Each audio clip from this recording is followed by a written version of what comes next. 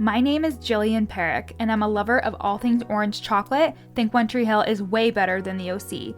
And as a person who stutters, I hope to one day inspire women with invisible disabilities to overcome their limiting beliefs and start the business of their dreams, just like I did. I'm a mindset coach specializing in imposter syndrome, helping women beat their inner imposter using neurolinguistic programming, hypnosis, and time techniques. And this is the From Imposter to Empowered podcast. This podcast is for you if you're an entrepreneurial woman trying to navigate the online space with a lot of passion and a lot of uncertainty. If you feel like your ideas are unoriginal, that your message isn't necessary or important, or like you're a complete and total fraud, then you've come to the right place. This podcast will take you from imposter to empowered with ninja-like brain hacks, easy to implement strategies, and uplifting real talk to make you feel like everything you want is in reach. Let's get started, girlfriend.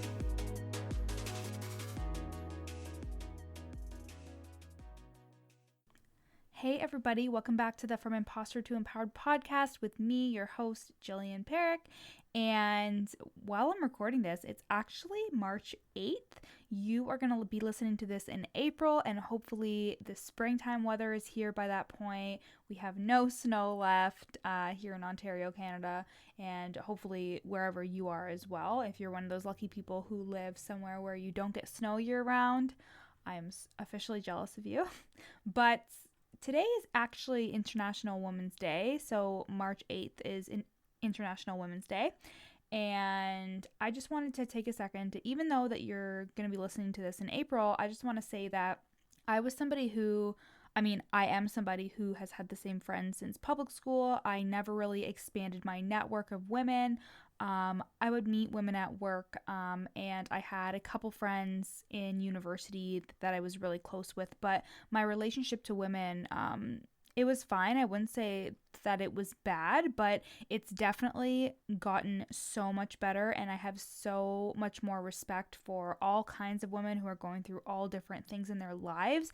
I used to be super naive and think like, oh, well, this is what I'm going through right now, and my ego would definitely get in the way of thinking that like I knew best or I knew better or whatever, however else you can explain it when you're young and you think you know everything, right? But in becoming an entrepreneur in the online space, I've seen so many women do so many different things, from moms to people who have been through massive trauma to people who are highly, highly educated and feel like they don't know what the fuck they're talking about, to people who aren't as educated, who, again, don't feel like they know what they're talking about. And I've just met so many amazing women, and something that has been a recurring theme is that like we all have these feelings of insecurity. We all have these feelings of, I don't know what I'm doing. Imposter syndrome is setting in. I feel like a fraud. I feel like a failure. I feel like somebody's going to call me out. We all have those feelings no matter where we are in life. We always feel like we're doing it wrong. We always feel like we're not entitled to be somewhere. And I think this day is about taking up space and realizing that our stories are important. Our voices are important. What we have to say is important. And when I started recognizing that in myself is when everything changed for my business, when I demanded to take up space and I really stood in my own power of what I knew. Instead of trying to cater to everybody and everything and trying to know everything, I just stayed in my zone of genius, and it has been so rewarding. And another thing about the entrepreneurial space is getting in the room and being around people. As you guys know at this point, if you know me, I have a speech impediment, so getting out and socializing was not something that I was keen to do as a new entrepreneur, but I realized quickly how important it was when I went to my first event, Pays to Be Brave, in San Diego, October 2019. And when I went to that first event, my very first networking event, it opened so many doors for me, and it was a very quick turnaround from my growth. Even though I felt like I didn't meet as many people at Pays to Be Brave, I actually ended up meeting a lot. I ended up sitting next to somebody at dinner who turned into a client. I ended up making connections that were always like working out for me. It just wasn't as quick as I thought it would be, but I have a new belief that everything is always working out for me no matter how long it takes, and everything is always going to be a positive repercussion no matter if I think it is or not. So even if something is happening and I'm like, what the fuck is going on right now? Like, this is not how I want it to be. It's always working out for my greater good. And I hope that you have a belief like that as well. So today's episode is going to be all about overconsumption. And if you don't know what I'm talking about, overconsumption is a symptom of imposter syndrome. And here's why. Imposter syndrome, again, is the persistent internalized fear of being revealed as a fraud. And one of the ways that you cope, or one of the ways that you potentially make yourself feel better, is by overconsuming information about your niche, about the area in which you claim to be an expert in. And this is out of fear. So, for example, when I actually started talking about imposter syndrome early in January 2019 is when I declared that to be my niche. I felt like a fucking fraud talking about imposter syndrome. I was like, okay, yeah, even though I've struggled with it myself, and even though I have all this education and all this certification behind me, I still don't feel like I'm qualified enough to tell people about my own experiences with being a fraud. So, naturally, I read all of the books possible on imposter syndrome. I looked up all the studies, I read all the research, and I would just be regurgitating information and stats. Now, don't get me wrong, information and stats are really, really important. But if you are just reading something just to make yourself feel better about the fact that now you know more, that is when you know you have gone into the territory of imposter syndrome. So maybe you tell yourself that if you don't consume all of the knowledge, it would be obvious to others that you have no idea what you're doing. But the reality is that nobody knows everything about one thing. You're always learning, you're always growing. There are university professors and people in different types of knowledgeable areas in which they are always taking certification. They're always taking courses to improve their learning. An example of this would be a police officer. There are new police officers every day, and in the organization that I work in, which is a policing organization, they have to do their initial training, but they don't get on the job knowing everything. They don't get on the job knowing the criminal code in and out. They don't get on the job knowing everything there is to know about interacting with other people and being on the road and doing their notes and all that stuff. That, like, they literally learn as they go, and to adopt that attitude is something that is immeasurable as an entrepreneur.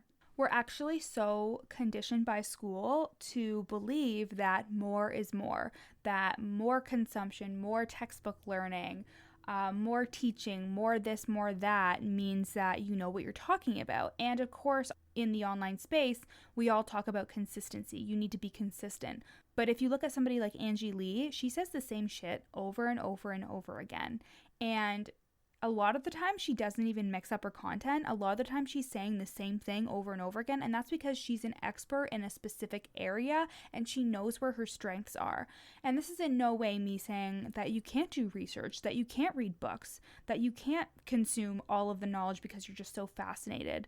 But if you are doing it simply out of fear and you never feel good enough and you're reaching for the next book or the next study just so you can regurgitate the information, you are going to perpetuate that feeling of feeling like a fraud. You are going to constantly feel like whatever you say isn't good enough and that you're just waiting for someone to come out behind the bush and be like, oh, you actually just regurgitated that from a textbook. And another thing I wanted to say is that teaching your content, so teaching it over and over again, is going to make you feel more like an expert. So maybe you don't need to know all 100 pieces of information about your niche, but maybe if you just got a couple of those pieces of information down to a science, made it your own, and kept teaching that, people would see your knowledge. And again, when it comes to free content, people are going to take what they're going to take from it. Don't spend hours and hours and hours curating an Instagram story, because people are going to take the pieces of information that they find relevant to themselves, and they are going to implement probably like less than 50% of the time. Are they actually going to implement anything? But they're not going to notice if you are only giving a little piece of a story instead of the 100 pieces of information that you may have consumed. And when you finally feel like you are confident in your abilities to deliver the information that you have for your ideal clients, you will not overconsume. This is something that I thought I would never get over, in terms of like always needing to read the next thing and watch the next masterclass or the next webinar or whatever. I realized that now I am so confident in my knowledge, and I only read things because I find them interesting or I think I can add to it. And it never is something where I'm constantly stressed out before a presentation or before I do something, which is how it used to be. I used to be like, okay, I'm going to do a guest speaking on a podcast or something, and I would read all my notes on imposter syndrome, even though I wrote all those notes on imposter syndrome. I wrote all that content, and I would be frantically reading it over and over again, being like, I need to embed this in my brain so I sound like I know what I'm talking about. I also want you to be kind with yourself when it comes to the environment in which you're in. So you may feel like I completely freeze up when I go to do speaking events, or when I go to do like a podcast interview on my niche, or when someone is asking me questions about my niche. I completely freeze up, and that must mean that I'm a fraud and I don't know what I'm talking about. But that could just be your brain going into safety mode, and it's preserving all of its energy because it knows that you're anxious, it knows that you're nervous, and it wants to protect you. So in those situations, it makes sense if you don't have that creativity. It makes sense if you're stressed out and nervous so your mind goes blank. That used to happen to me as well. But that doesn't mean that I didn't have all that knowledge stored in my subconscious mind. The subconscious mind retains every little piece of information and experiences ever happened to you. The information is there. It is just up to you to relax, breathe into it, and to really recall from a place of love and acceptance and compassion for yourself, instead of thinking, I'm a fraud, I'm a failure, and I don't know what I'm talking about. Chances are, if you have declared yourself an expert in a certain area, or if you have niched down to a specific area, there is something about that area that you think you know a lot about. And additionally, don't beat yourself up if you're starting out and you need to learn more about that niche. And of course, you need to learn more and do the certification and keep yourself up to date with all the current stuff. But if you're over consuming, if you're stress consuming, and you're just doing it right before you have to do a speech, or right before you have to go guest expert on a podcast, or you can't do anything without like reading your notes frantically, then it's time to step back and think, am I over consuming, or am I genuinely just interested in this piece of information and I want to add it to my tool belt? Of course, you're going to want to add it to your tool belt, but I think the important thing to focus on here is am I doing this out of fear? Am I doing this because I'm afraid that I don't know enough? And instead, journal out or think about, what are the things that I do know about this niche? And what are the things that I know about myself? That I am competent, that I am knowledgeable, that I am trying my best, that I am new at this, and that I just have to keep going and keep persevering. But just because I feel like I don't know what I'm talking about, it doesn't mean that I don't know what I'm talking about. It's okay to be a beginner. It's okay to consume information because you want to learn more. But where it's not okay is when you are constantly consuming information because you don't feel good enough, and you're therefore scrambling around trying to assert your worth by knowing as much as you possibly can, but never feeling like it's good enough. Those are the feelings that are going to cause you to self-sabotage. Those are the feelings that are going to cause you to not want to go on somebody's podcast or not speak about your niche because you just never feel like it's good enough. And I think this is really important because we can get it really confused with just like learning, but we're always learning. We're always consuming information. We're always learning something new about our niche. I learn something new about imposter syndrome every single fucking day. This is a new concept that was introduced to me like a couple months ago, in which like I realized that it was associated to my imposter syndrome. I was like, damn, whenever I would read books, like specifically I remember reading this specific book about imposter syndrome, and I was like, once I read this book, I am going to be so equipped to help people. And I realized how fucked up it is that I said that to myself. I was like, bitch, you already have been helping people. You already have been doing so much. And reading a book, it's just literally somebody else's opinion and some research, but it's mostly somebody else's opinion about the research that has been done. And you have done research on this before in school and in university. You've read the studies, you know the numbers, you know how many people struggle with imposter syndrome. And now this is where you put your spin on all this information that you're learning. This is how you interpret the learnings. And you are smart enough to do that. But this is how you interpret everything you've learned to help somebody who is in need of your service. And trust me, you are able to use your story.